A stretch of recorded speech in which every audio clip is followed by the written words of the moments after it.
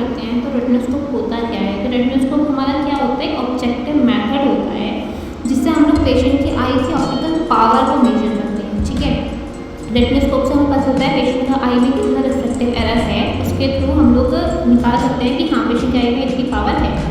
सो इसके ये जो यूज़ किया जाता है ये हमारा, इससे हम लोग इस लाइट थ्रू करते हैं पेशेंट की आई में, जो भी रेटिना से लाइट रिफ्लेक्ट होकर आती है वही हमें जो रिफ्लेक्स मिलता है वो हमें वही मिलता है। ठीक है, हम लोग पेशेंट की आई में लाइट डालते हैं, उससे रेटिना से जो रिफ्लेक्स हमारा बैक होता है उसी से हमें पता चलता है पेशेंट की आई में कौन सा रिफ्लेक्टिव एरर है। ओके, तो इसका हमें काफ़ी सारे नाम होते हैं, हम इसे पिपलोस्कोपी भी बोल सकते हैं, स्काइस्कोपी, शेडोस्कोपी भी बोल सकते हैं। And it is a accurate objective measurement of the refractive error of I can be made using the retinoscope. हम लोग रेटिनोस्कोप के थ्रू क्या होता है, रिफ्रैक्टिव एरर का एक्यूरेट मेजरमेंट कर सकते हैं। रेटिनोस्कोपी का एडवांटेजेस हमारे क्या होते हैं कि हमारा ये टाइम को reduce the reflection time and error and minimize the decision that the patient has to make. And by evaluating the refractive reflex हम लोग डिटरमाइन कर सकते हैं कि उसमें कॉर्निया में, लेंस में या फिर किसी भी ऑक्यूलर मीडियम में कोई ओपेसिटी तो नहीं है, इससे हमें पता चल जाएगा। और उसके अलावा हम लोग बात करेंगे टाइप्स ऑफ रेटिनोस्कोपी। तो ये हमारे टू टाइप्स होते हैं, static and dynamic. So static retinoscopy में क्या होता है, स्टैटिक में हमारा अकोमोडेशन रिलैक्स होता है। ओके, और डायनेमिक रेटिनोस्कोपी में हमारा अकोमोडेशन एक्टिव होता है, target is at near distance. Static retinoscopy में हम लोग जो टारगेट देते हैं वो 6 मीटर पे देते हैं, इसलिए हमारा अकोमोडेशन रिलैक्स होता है। डायनेमिक रेटिनोस्कोपी में हम लोग नियर टारगेट देते हैं जिससे हमारा अकोमोडेशन जो होता है वो एक्टिव होता है। सो हम पढ़ेंगे टाइप्स ऑफ रेटिनोस्कोप। तो टाइप्स ऑफ रेटिनोस्कोपी यही है, रिफ्लेक्टिव मिरर रेटिनोस्कोप और सेल्फ इल्यूमिनेटेड रेटिनोस्कोप। तो रिफ्रैक्टिव मिरर रेटिनोस्कोप में क्या क्या आएगा आपका, सिंगल प्लेन मिरर और प्लेन एंड कॉन्केव मिरर, जो अब हम लोग यूज़ नहीं करते हैं ज़्यादा। अब जो हमारी यूज़ होती है वो होती है सेल्फ इल्यूमिनेटिंग रेटिनोस्कोप, जिसमें हमारी होती है स्पॉट रेटिनोस्कोप और स्ट्रीक। मोस्टली जो हम यूज़ करते हैं हम करते हैं स्ट्रीक रेटिनोस्कोप। ओके, तो अब हम जो पढ़ने वाले हैं वो है reflective mirror retinoscope, first one जो पहले यूज़ होता था एंड अब भी कहीं कहीं पे वो चीज़ यूज़ होती है। तो इसमें क्या होता है, a mirror, A perforated mirror by which the beam is reflected into the patient eye and through a central hole is emerging rays into the observer eyes. Movement of the illuminated retinal areas are produced by tilting a mirror either a plane or concave। इसमें हमारा एक mirror होता है, इसमें plane और concave mirror होता है, इसमें टिल्ट करके देन पेशेंट के कौन सा रिफ्लेक्टिव एरर है वो हम देखते हैं। एडवांटेजेस क्या होते हैं कि सेल्फ इल्यूमिनेटेड से चीपर होता है and the disadvantage is this like require separate light source. इसमें हमें एक सेपरेट लाइट सोर्स चाहिए होती है। जैसे अगर हम लोग plane and concave mirror use करते हैं तो उसमें हमें पेशेंट के हेड के ऊपर एक लाइट सोर्स की अलग से नीड होती है जिससे हम लोग ग्लो देख सकते हैं। So and the second is glare from that source of light is annoying to the patient. And जो ऊपर से हमारे सोर्स ऑफ लाइट आती है उससे वो पेशेंट को बहुत अनोइंग होती है।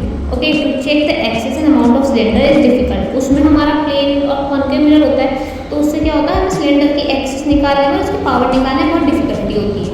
Intensity and type of wave can't be change और कंट्रोल। इसमें हम लोग लाइट की इंटेंसिटी या उसका टाइप चेंज नहीं कर सकते, वो एज इट इज सेम ही रहेगा। Next point is self illuminated retinoscope. तो सेल्फ इल्यूमिनेटेड रेटिनोस्कोप क्या होता है, the light source and the mirror are incorporate in one.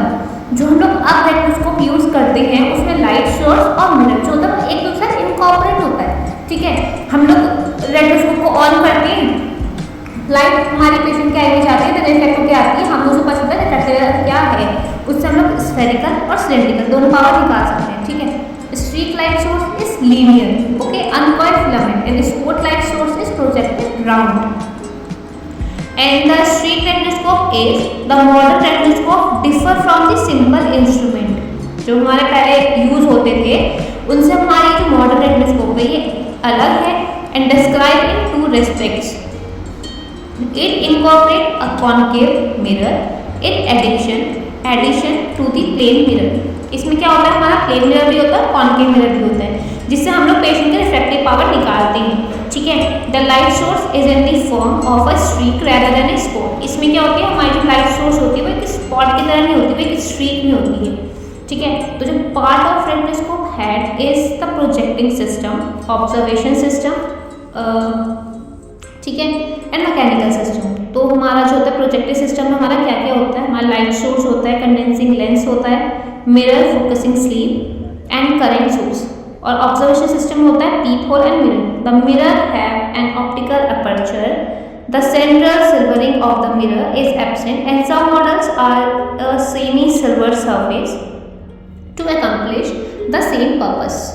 And the projecting system, अब प्रोजेक्टिव सिस्टम हमारा क्या होता है, इसमें प्रोजेक्टिव सिस्टम क्या होता है, हमारा प्रोजेक्टिव सिस्टम में एक बहुत सिंपल सिस्टम होता है, ठीक है। इसमें क्या हमारे हम एक रेज ऑफ लाइट रेटिनोस्कोपी से हम पेशेंट की आई में इमिट करते हैं, तो रेटिना से वो जो लाइट होती है स्लीव के थ्रू वापस आके और उस लाइट को हम लोग अप एंड डाउन करते हैं, ओके। वो जो स्ट्रीक ऑफ लाइट है उसको हम एक अप एंड डाउन करके हम उसे कन्वर्जेंट एंड डाइवर्जेंट रेज बना सकते हैं।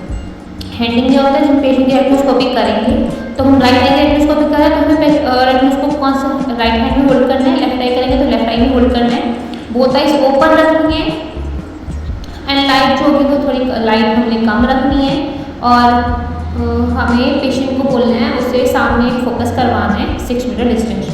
And the principle of retinoscopy is it's based on the Foucault principle. Retinoscopy based on Foucault principle. It is said that the examiner should stimulate infinity at the working distance to obtain refractive error. And the working distance. What is the working distance? The distance between the patient eye and the observer. जब लोग retinoscopy perform करेंगे तो patient की आई से observer तक observer की आई तक का जो डिस्टेंस होगा उसे हम लोग बोलते हैं वर्किंग डिस्टेंस। नॉर्मली जो वर्किंग डिस्टेंस होता है, नॉर्मली हम लोग जो परफॉर्म करते हैं 50 सेंटीमीटर से करते हैं, जिसमें हम लोग +2 पुट कर देते हैं। जैसे जैसे आप वर्किंग डिस्टेंस अपना इंक्रीज करोगे वैसे वैसे आपकी पावर जो होगी वो डिक्रीज होती चली जाएगी। जैसे जैसे आप पेशेंट क्लोज जाओगे उस हिसाब से आपकी पावर जो होगी वो इंक्रीज होती चली जाएगी। तो जब भी हम वर्किंग रेटिनोस्कोपी करते हैं तो हम वर्किंग डिस्टेंस को क्या करते हैं, कंपनसेट कर सकते हैं। हम लोग क्या करते हैं, वर्किंग डिस्टेंस का जो हमारा लेंस है, जैसे मैं 50 सेंटीमीटर से कर रही हूँ तो मैं उसे क्या करूँगी, +2 लेंस पहले ही पुट कर दूँगी उसमें, देन मैं रेटिनोस्कोपी करूँगी जिससे मुझे रिफ्रैक्टिव एरर मिलेगा, ओके। हम लोग क्या करेंगे, वर्किंग डिस्टेंस वर्किंग लेंस रख देंगे जिससे हमें क्या होगा, इंस्टेंट आइडेंटिफिकेशन हो जाएगा हमारे रिफ्रैक्टिव एरर का, जो होगा मायोपिया, हाइपरमेट्रोपी और एस्टिग्मेटिक।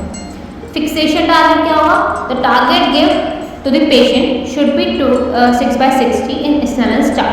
जब भी हम रेटिनोस्कोपी करेंगे पेशेंट को सबसे बड़ा टारगेट देते हैं। अगर हम 20/20 के उसमें कर रहे हैं, फीट पे कर रहे हैं तो हम 20/200 देंगे, और मीटर में कर रहे हैं तो हम करेंगे 6/60 पेशेंट को देंगे। It gives the patient relax accommodation. जब भी मैंने पीछे बताया था स्टैटिक रेटिनोस्कोपी में हमेशा हमारा जो अकोमोडेशन होता है वो रिलैक्स होता है। क्यों? क्योंकि हम इसमें पेशेंट को डिस्टेंस टारगेट देते हैं। सबसे पहले हमें पेशेंट को डिस्टेंस का टारगेट देना है, वो क्या देना है हमें 6/60, देन हमें रेटिनोस्कोपी परफॉर्म करनी है, ओके। सो रिक्वायरमेंट्स क्या क्या होती हैं, डिम लाइट होनी चाहिए, ज़्यादा लाइट नहीं होगी, ज़्यादा लाइट होगी तो पेशेंट क्या करेगा, पेशेंट की आई को क्या करेगा, स्क्वीज करेगा, उसका पिपल क्या होगा, कॉन्स्ट्रिक्ट हो जाएगा, जिससे आपको रेटिनोस्कोपी करने में दिक्कत होगी। तो हम क्या करेंगे, डिम लाइट रखेंगे और 6 मीटर में ही हम लोग करेंगे। तो 6 मीटर क्या होता है, हम लोग पेशेंट से जो चार्ट होता है वो 6 मीटर के डिस्टेंस पर होता है, ठीक है। Trial lens, trial frame, visual acuity chart, ये सब चीज़ें हम यूज़ करेंगे। कंटेंट के मतलब कंटेंट मतलब आगे ऐसा क्या होता है कि हम लोग क्या करते हैं, एग्जामिनर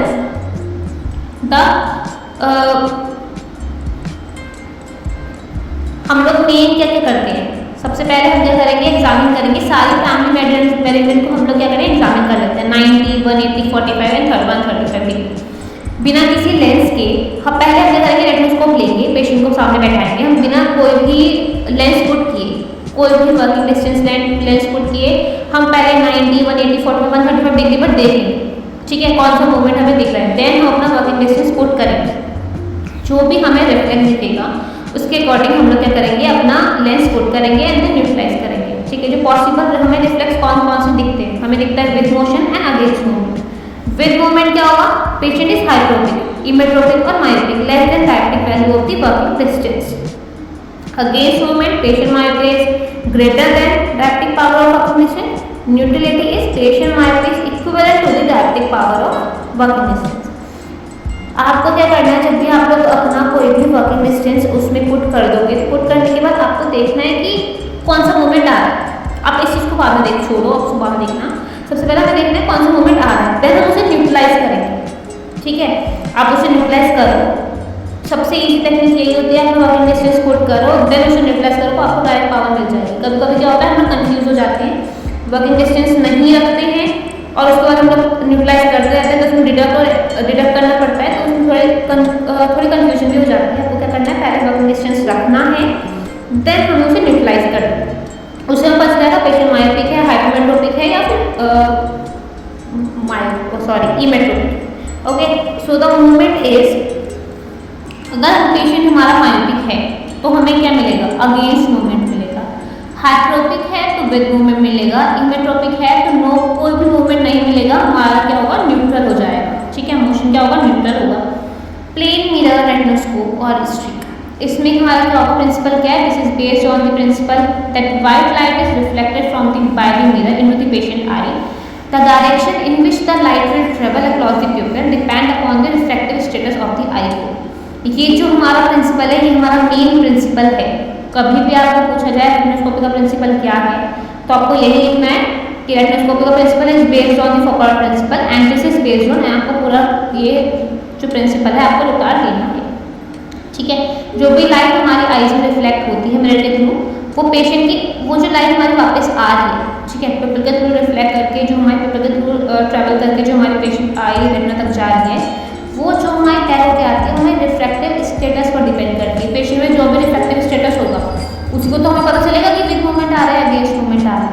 देन द प्रोसीजर क्या है हमारा, ये हम लोग डार्क रूम में करते हैं। ठीक है, हम लोग रेटिनोस्कोप लेंगे, तो पेशेंट को बैठाएंगे 6 मीटर डिस्टेंस पे स्नेल स्टार्ट पे, विजुअल एक्टिविटी रिकॉर्ड करेंगे, होता है इसकी अलग अलग। पेशेंट से कहेंगे आपको दूर देखना है, जिससे कि हमारा क्या होगा, दूर देखना मतलब उसको 6/60 का टारगेट देंगे, उससे क्या होगा, पेशेंट का अकोमोडेशन रिलैक्स होगा, जिससे कि हम लोग स्ट्रिक रेटिनोस्कोप, स्पोर्ट रेटिनोस्कोप से क्या कर सकते हैं, उसकी आई को 1 बाय 1 हम लोग उसकी रिफ्रैक्टिव एरर जो होगा, जो भी पावर है वो हम निकालेंगे। देन हम पेशेंट को फिर उसके हिसाब से करेक्शन देंगे। ठीक है, हम लोग पेशेंट को राइट आई करना हो तो राइट आई में होल्ड करेंगे, लेफ्ट आई का कर रहेंगे तो लेफ्ट आई में होल्ड करेंगे। फिर हम पेशेंट को क्या करेंगे, हमें एक रेड ग्लो मिलता है पिपल एरिया से। हम लोग रेटिनोस्कोप में कहाँ से देखते हैं, पिपल एरिया से, तो हमें आँख के अंदर का दिखता है, तो पिपल एरिया से हमें क्या है, रेड ग्लो दिखेगा, जिससे क्या होगा, हमें मूवमेंट हमें पता चल जाएगा। हम स्ट्रिक को अप डाउन करेंगे, जैसे हमने प्रोजेक्टिव सिस्टम में पढ़ा, स्ट्रिक को अप एंड डाउन करके हम स्ट्रिक को हम लोग देख सकते हैं कि हमारा कौन सा मूवमेंट है। ठीक है, हम लोग उसे डायवर्जन कन्वर्जन बना सकते हैं, और हमें राइट एंड लेफ्ट का दोनों का मूवमेंट हम लोग नोटिस करेंगे। देन जो भी हमारी 3 पॉसिबिलिटीज़ हैं उनको हम लोग चेक करेंगे। तो हमारी तीनों पॉसिबिलिटीज़ क्या क्या हैं, glow moves with the movement of retinoscope. अगर हमारा ग्लो जो है वो रेटिनोस्कोप के मूवमेंट के साथ मूव कर रहा है, इसका मतलब क्या है, इमेट्रोपिक है, हाइपरमेट्रोपिक है, मायोपिक लेस देन 1 डायप्टर का वो मायोपिक है। ठीक है, अगर हमारा ग्लो जो है वो अगेंस्ट मूव कर रहा है, मतलब हमारा ग्लो अगेंस्ट जा रहा है, इसका मतलब क्या है कि मायोपिया जो है पेशेंट को 1 डायप्टर से ऊपर है। ठीक है, माइनस पावर जो है 1 डायप्टर से ऊपर है, अगर वो कभी भी अगेंस्ट जा रहा है। Glow does not show any movement, glow में कोई भी मूवमेंट नहीं दिख रहा है, इसका मतलब मायोपिया आपका 1 डायप्टर का मायोपिया है। ठीक है, अगर आप बात करते हैं कॉन्केव मिरर की, ये आपका प्लेन का था, ये अगर कॉन्केव मिरर की बात करते हैं, ग्लो अगर मूव विद, अगर ग्लो जो है हमारा फिद में जा रहा है, मायोपिया है मोर देन 1 डायप्टर, ग्लो हमारा अगेंस्ट में जा रहा है, तो हमारा इमेट्रोपिक, हाइपरमेट्रोपिक और myopic less then 1 dioptre. And glow अगर कोई भी ग्लो नहीं, मतलब मूवमेंट नहीं हो रहा है, तो हमारा मायोपिया 1 डायप्टर होगा। ठीक है, सो आज के लिए इतना ही, रेटिनोस्कोप में जो भी चीज़ पढ़ी है, अगर आपको आई होप कि आपको सब कुछ समझ में आया होगा। अगर आपको कोई भी इसमें डाउट है या आपको कुछ लग रहा है कि आपको कवर अप नहीं हुआ है, क्योंकि भाई जो सेम चीज़ मैंने कल बताई थी कि अगर आप लोग कोई भी सर्च करते हैं तो पर्टिकुलर क्वेश्चन के साथ सर्च करते हैं। अगर आपको इसमें नहीं मिल गया तो बहुत अच्छी बात है, अगर आपको इसमें चीज़ नहीं मिलती है तो आप कमेंट सेक्शन में कमेंट करके मुझे बता सकते हैं। हर संडे हम एक क्वेश्चन आंसर का वीडियो लाएंगे, जिसमें हम सारे क्वेश्चन आंसर को एक्सप्लेन करेंगे। ठीक है, जो भी आपके क्वेश्चन होंगे। So thank you for watching and please like and subscribe my channel for more videos.